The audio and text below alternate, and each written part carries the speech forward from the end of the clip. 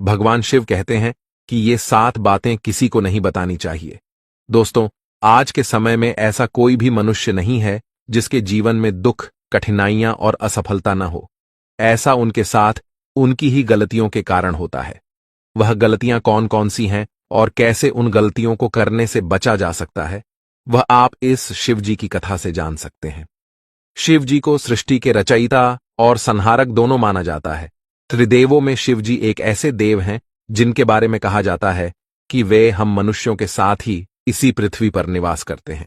शिव जी को औद्योगी भी माना गया है, जिन्होंने हम मनुष्यों के जीवन को सरल बनाने के लिए अनेकों बातें बताई हैं।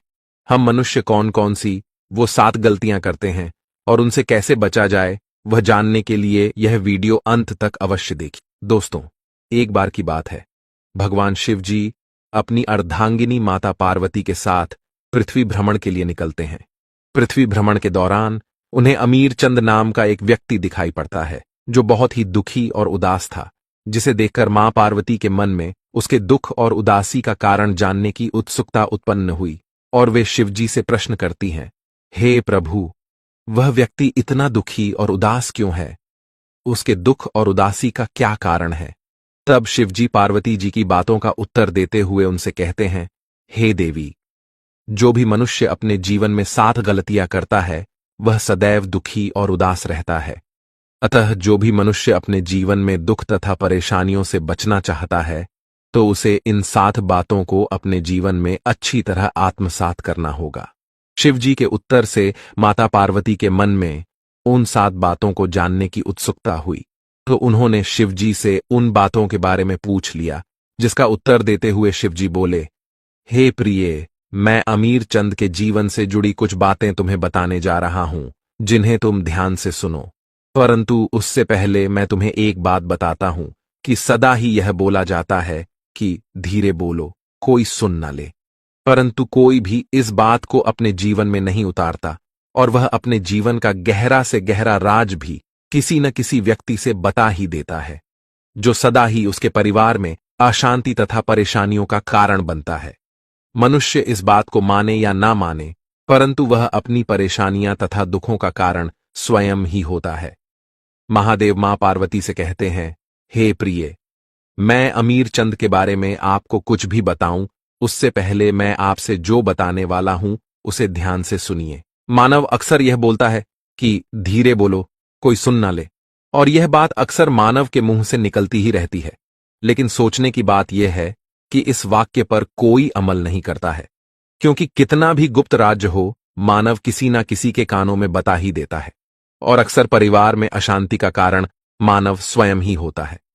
भगवान शिव आगे कहते हैं कि मनुष्य इस बात को स्वयं अनुभव कर पाए या ना कर पाए, परंतु यही सत्य है। स्वयं को दूसरों के आगे बड़ा दिखाने या फिर स्वयं के लिए दूसरों के मन में सांत्वना या दया का भाव पैदा करने के लिए जाने अनजाने में मानव स्वयं ही अपने राज्य दूसरों को बता देता है, जो एक ना एक दिन दुख और झगड़े का कारण बन जाता है, जिसके बाद मनुष्य को अपने किए पर पछतावा होता है। हे प्रिय, आज मैं आपको अमीर चंद के बारे में कुछ ऐसी बातें बताऊंगा जिन्हें जानकर आपको यह झांत हो जाएगा कि किसी भी मनुष्य को अपने जीवन के ये 7 गुप्त राज किसी को भी नहीं बताने चाहिए, और क्यों नहीं बताना चाहिए उसके पीछे का कारण भी बताऊंगा।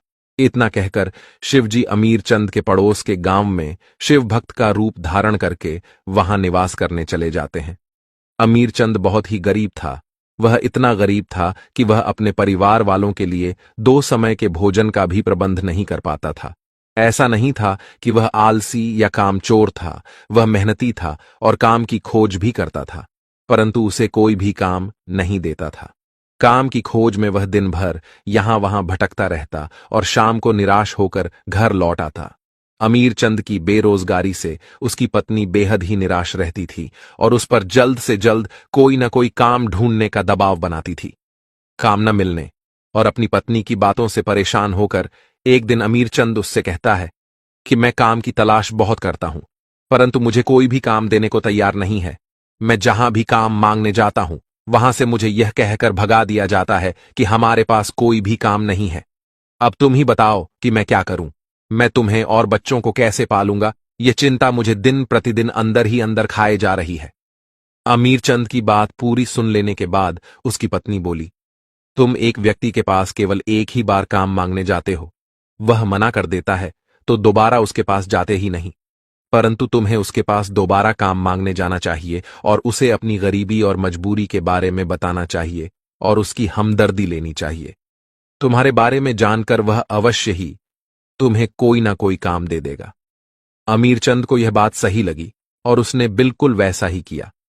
वह उस सेठ के पास दोबारा काम मांगने गया जिसने पहले उसे काम देने से मना कर दिया था और उसे अपनी गरीबी और मजबूरी बताकर उसकी हमदर्दी प्राप्त कर ली। उस सेठ ने अमीरचंद की मजबूरी को समझते हुए उस पर तरस खाकर उसे अपने यहां काम पर रख लिया और वह कई दिनों तक उस सेठ के यहां पूरी ईमानदारी और मेहनत से काम करता रहा।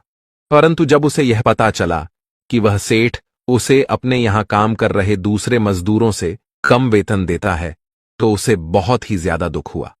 इसका कारण जानने के लिए वह सेठ के पास जा पहुंचा, लेकिन सेठ उसकी बातें सुनकर उस पर क्रोधित हो गया और बोला कि मैंने तुम्हारी मजबूरी को समझते हुए तुम्हें अपने यहां काम दिया और अब तुम मुझ पर ही प्रश्न उठा रहे हो। सेठ की बातें सुनकर अमीरचंद उस समय तो चुप हो गया, परंतु वह अपने मित्रों और रिश्तेदारों से उस सेठ के बारे में बताने लगा। वह सबसे कहता कि मैं जिस सेठ के यहां काम करता हूं वह मुझसे ज्यादा काम करवाता है और वेतन भी कम देता है। समय बीतने के साथ वह सेठ अमीरचंद से अपने दूसरे नौकरों के मुकाबले ज्यादा काम करवाता और उसे वेतन भी कम देता। यह बात अमीरचंद को बहुत खलती थी, क्योंकि कड़ी मेहनत के बाद भी उसे पर्याप्त वेतन नहीं मिलता था, जिस वजह से धीरे धीरे उसका मन काम से ऊबने लगा था, क्योंकि उसके आत्मसम्मान को ठेस पहुंच रही थी। अपना आत्मसम्मान बचाने के लिए अमीरचंद ने एक दिन उस सेठ के यहां से काम छोड़ दिया और घर बैठ गया, जिस कारण कुछ ही दिनों में उसकी पूरी जमा पूंजी खर्च हो गई और वह पहले जैसा गरीब हो गया। अपने परिवार का भरण पोषण करने के लिए अमीरचंद अपने संबंधियों और मित्रों से सहायता मांगने भी गया, परंतु वह सभी उसके बारे में जानते थे कि वह कैसा व्यक्ति है, जिस वजह से वो सब उसे दया का पात्र समझते थे और उसे दिलासा देते थे, परंतु उसकी सहायता नहीं करते थे और पीठ पीछे उसका मजाक भी बनाते थे, क्योंकि उसने उस सेठ के यहां से काम छोड़ दिया था जिसने उसके बुरे दिनों में उसकी सहायता की थी। उन्हें लगता था कि अमीरचंद बेरोजगार है, अगर हम इसे पैसा दे देंगे तो फिर किस प्रकार से यह हमारा पैसा वापस करेगा, इसके पास तो कोई काम भी नहीं है। अपने किसी भी संबंधी और मित्र से सहायता न मिलने के कारण उसे यह बात समझ में आ गई